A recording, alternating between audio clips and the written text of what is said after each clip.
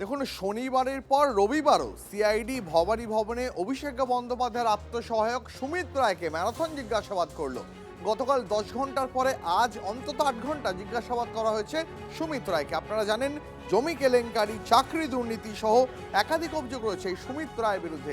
CID কোন কোন প্রশ্নের উত্তর চাইলো সুমিত রায়ের কাছে জানবো। আমার সহকর্মী সুশোভন এই মুহূর্তে ভবানী ভবন থেকে আমাদের সঙ্গে রয়েছেন। সুশোভন,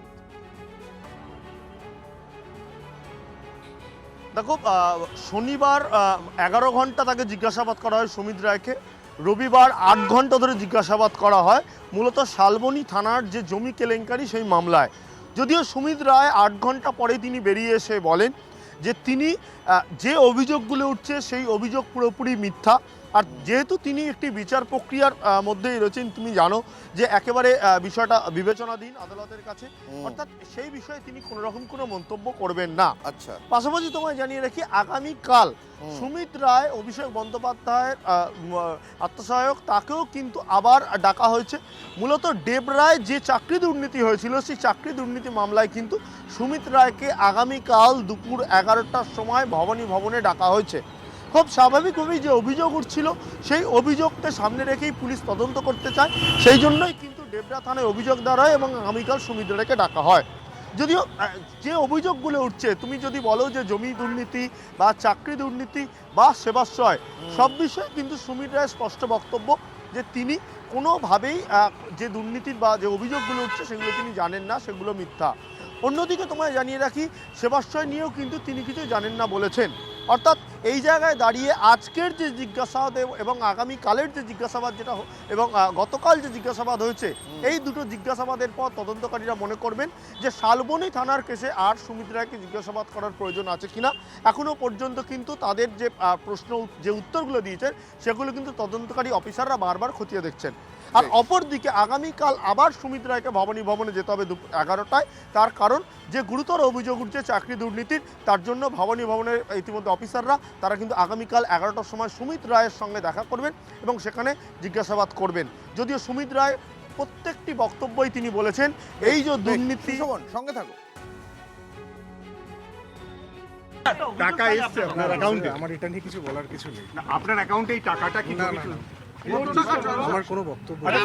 সেবাশ্রয় নিয়েও আপনার বিরুদ্ধে অনেক অভিযোগ উঠেছে। জমি যেটা বলা হচ্ছে, সেই জমি সম্বন্ধে আপনি কতটা কি বলেন? ইনভেস্টিগেশন চলছে তো, উনি বলছেন, ইনভেস্টিগেশন চলছে তো, এ নিয়ে আমি কিছু মন্তব্য করতে পারবো না। আগামীকাল এই কেসে না, ডেবরা কেসে, মানে ডেবরা কেসে আপনি কি মনে করেন কোনো হেনস্থা করা হচ্ছে? হতে পারে, কিন্তু আমি এ নিয়ে কোনো মন্তব্য করবো না। আপনি কোর্টেও এতদিন তো কলকাতাতেই বিচারাধীন, ছিলেন? কোর্টে বিচারাধীন তো, আমি সব কিছু মন্তব্য করতে পারবো না। আপনার খোঁজে তদন্তকারীরা বিভিন্ন জায়গায় গেছে, পাচ্ছিল না। আপনি ছিলেন কোথায়? কলকাতায়? এদিকে আশেপাশে ছিল বন্দ্যোপাধ্যায়ের বাড়ির দরজা তালা পর্যন্ত ভাঙা দেখা যাচ্ছে। না, আমি আর এটা নিয়ে কিছু বলতে পারবো না। এটা নিয়ে সেবাশ্রয় নিয়েও আপনার বিরুদ্ধে অনেক অভিযোগ উঠেছে, এটা নিয়ে কি বলবেন? সেবাশ্রয় একটা রিসর্ট মালিক অভিযোগ করেছে আপনি তার সেখান থেকে টাকা তদন্ত হলে সে জানা যাবে তো। মানে আপনার প্রত্যেকটা এফআইআরে আপনার নাম, আপনি কি ভূমিকা পালন করতে? অভিষেক বন্দ্যোপাধ্যায় আত্মসহায়ক, কিন্তু প্রত্যেকটা মামলাতে আপনার সরাসরি নাম। আজকে আপনাকে কিছু ডকুমেন্টস আনতে বলেছিল, আপনার হাতে দেখতে পাচ্ছি কিছু ডকুমেন্টস রয়েছে। না, ডকুমেন্টস রয়েছে, কিন্তু সেটা অফিসিয়ালি আনতে বলেনি, সেই জন্য কি কোনো নিয়ে ডকুমেন্টস। এসেছিলেন আপনি কি ব্যাংকের আপনি নথিপত্র কি জমা নিয়ে দেবেন? এসেছিলেন? ডকুমেন্টস ভার্বালি বলেছিল, পরবর্তীকালে বলেছে ডকুমেন্টস আবার লিখিতভাবে দেবে, তখন নিয়ে আসবে। আপনাকে কি মনে হয় হ্যারাসমেন্ট হচ্ছে কোনো কারণে? না, বিচারাধীন, কোর্টের বিচারাধীন রয়েছে সমস্ত মামলা, তো আমি এটা নিয়ে কোনো কমেন্টের জন্য করবো না। কাল কি সকাল 10টাতেই ডেকেছে? কাল সকাল 10টাতেই ডেকেছে? 11টার সময়। শনিবারের পর রবিবার অভিষেক বন্দ্যোপাধ্যায়ের আত্মসহায়ক সুমিত রায়কে সিআইডির ম্যারাথন জিজ্ঞাসাবাদ। এই ঘটনায় রাজনৈতিক মহলের কি প্রতিক্রিয়া শোনাবো আপনাদের ব্যাক টু ব্যাক। ও তো টিএমসিই করতো, টিএমসির লোক, আর যত কিছু অপকর্ম হয়েছে সব জায়গায় তার নাম শোনা যাচ্ছে। বাকি তদন্তে যা হবে সেটা মেনে নেবে সবাই। তো ওর ওর বাড়িতেই তো যাবে, কেন যাচ্ছে, কোথায় যাচ্ছে, আর কোথায় কোথায় যেত, সে সব বেরোবে এখন। সুমিত রায় অন্তর্ধান রহস্যের মানে জবনিকা পতন হলো, উনি হাজিরা দিয়েছেন। অতীতে সুমিত রায়ের সঙ্গে এরমভাবে কথা বলার সাহস আমারও ছিল না। মানে লাস্ট যে ফোনটা 4 মে পরবর্তী সময়ে ফোন করে বলল যে বস ফোন করতে বলেছে। আমি তখন বলেছিলাম কোন বস? Hugo boss? তো সুমিত রায় চার্টার্ড মাফিয়ার ম্যান ফ্রাইডে, সুতরাং প্রপার ইনভেস্টিগেশন মানে will lead all roads to রোমের মতো ক্যামাক স্ট্রিট পর্যন্ত সমস্ত রাস্তা নিশ্চিতভাবে পৌঁছবে। মানে সুমিত রায় অবশ্যই জ্যামিতিক নকশার একটা অত্যন্ত গুরুত্বপূর্ণ পয়েন্ট, আরও অনেক পয়েন্ট আছে, কিছু পয়েন্টের ডট কানেক্টেড। এখন সুমিত রায়ের সঙ্গে সেই ডটগুলো কানেক্ট করে আরও ওপরে কানেকশন হলে পুরো জ্যামিতিক নকশাটা বাংলার মানুষের কাছে ক্লিয়ার হয়ে যাবে। অভিযোগ তো করছে, কিন্তু এই আমি দেখছি অভিযোগ করে অনেককে গ্রেফতার করছে। তারা কেউ 10 দিন, 15 দিন, 20 দিন, 1 মাসে বেল পেয়ে যাচ্ছে। কনভিকশন তো দূরের কথা। তাই বিজেপি সরকারের গ্রেফতারের আমি কোনো গুরুত্ব দিই না।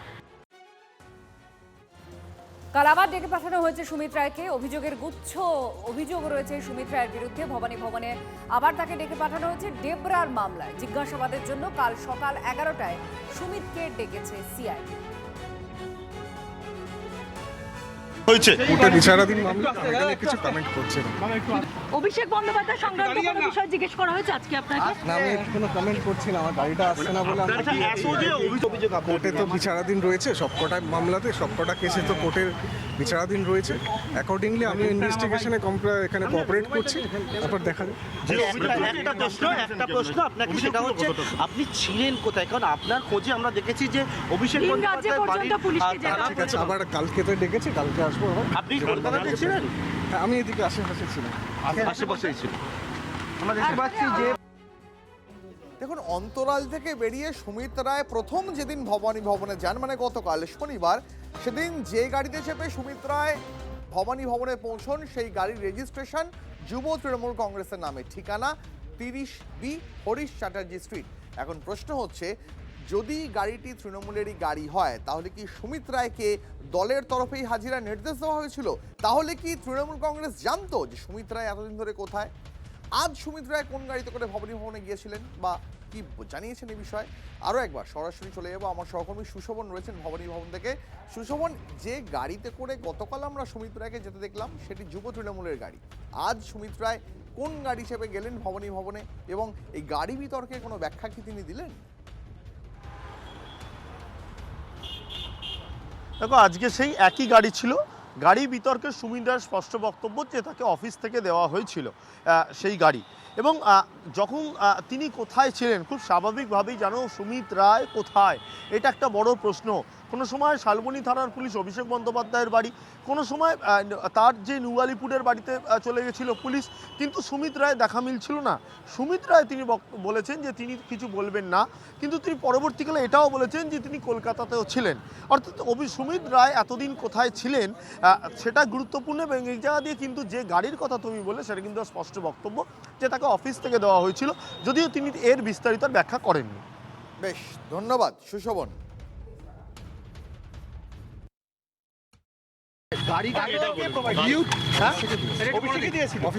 অফিস মানে তৃণমূলের নামে গাড়ি, অফিস থেকে গাড়ি দিয়েছে।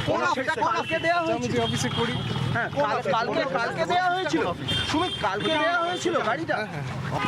না, বললাম না, ম্যাটারটা তো কোর্টের বিচারাধীন রয়েছে। অ্যাকর্ডিংলি যেরকম supreme court, honourable supreme court যেরকম ইনস্ট্রাকশন দিয়েছে, সেই অনুযায়ী আমি কমপ্লাই।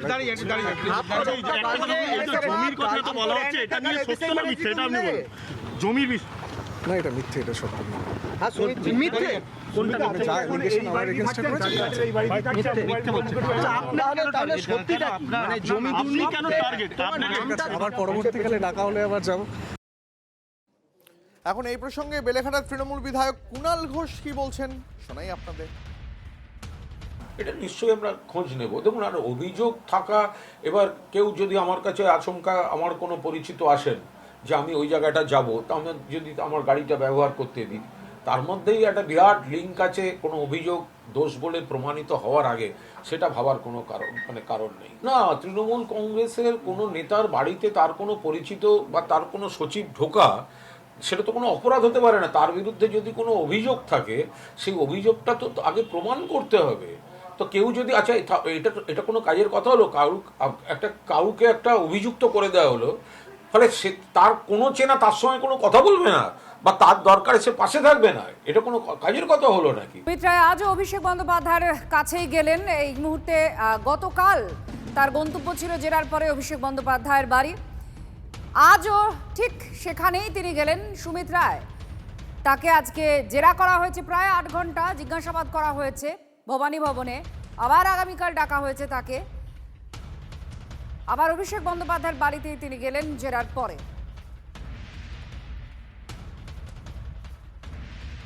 কোথায় ছিলেন এতদিন তা নিয়ে অনেক জল্পনা প্রশ্ন, সেই প্রশ্নের উত্তর তিনি দেননি যে কোথায় ছিলেন, কিন্তু সেই অন্তরাল থেকে বেরিয়ে এসে রক্ষা কবচ নিয়ে তিনি ভবানী ভবনে হাজিরা দিলেন পরপর দুদিন। আগামীকাল তাকে ডাকা হয়েছে এবং পরপর দুদিনই এই হাজিরার শেষে, জেরার শেষে অভিষেক বন্দ্যোপাধ্যায়ের বাড়িতে গেলেন। দেখতে পাচ্ছি অভিষেক বন্দ্যোপাধ্যায়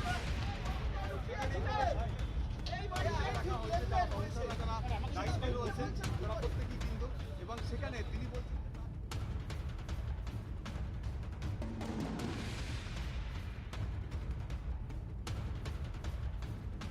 রাজারহাটের অভিজাত আবাসনে জলে কি সংক্রমণ? আবাসিকরা দাবি করছেন জল অনেক দিনই পরিষ্কার হয় না যেখানে থাকে জল। আবাসনের জল খেয়ে অসুস্থ হয়েছেন বেশ কয়েকজন বাসিন্দা। বিশুদ্ধ পানীয় জলের দাবিতে এবার তারা বিক্ষোভ দেখাচ্ছেন। আবাসিকদের দাবি, দীর্ঘদিন ধরে পরিষ্কার করা হয় না আবাসনের জল। দূষিত জল খেয়েই অসুস্থ হয়ে পড়েছেন অনেকে। পরিচ্ছন্ন পানীয় জলের দাবিতে আজ সকালে বিক্ষোভ দেখান। পুলিশের সঙ্গে বচসা হয় বিক্ষোভকারী আবাসিকদের। 2 মাস অন্তর জলের ট্যাঙ্ক পরিষ্কার করা হয়। দ্রুত সমস্যার সমাধানের চেষ্টা চলছে। বিবৃতি আবাসন কর্তৃপক্ষের।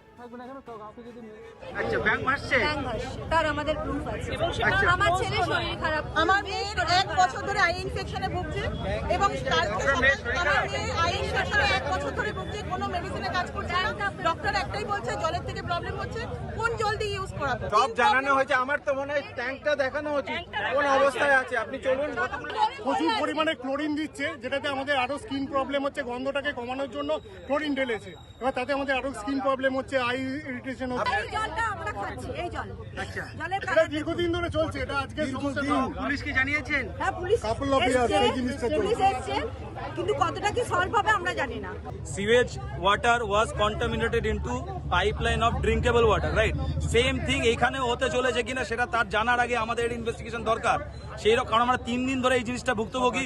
সব বাচ্চারা অসুস্থ, বড়রা অসুস্থ। দিনে 3 দিন ধরে এই ঘটনা চলছে। শিল্পবৃষ্টির মধ্যে যদি আবার এই পুনরাবৃত্তি ঘটে তাহলে এর জন্য দায়ী কে থাকবে? সিদ্ধা ম্যানেজমেন্ট। রাজারহাট নিউ টাউনটাকে আগের সরকার পুরো শেষ করে ফেলেছে।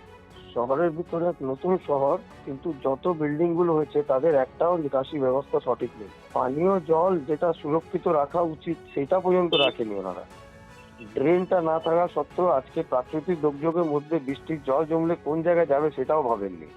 আমি বিষয়টা জেনেছি, শুনেছি, বিষয়টা দেখছি। যাদের সমস্যা হয়েছে তাদের পাশে অবশ্যই থাকবো।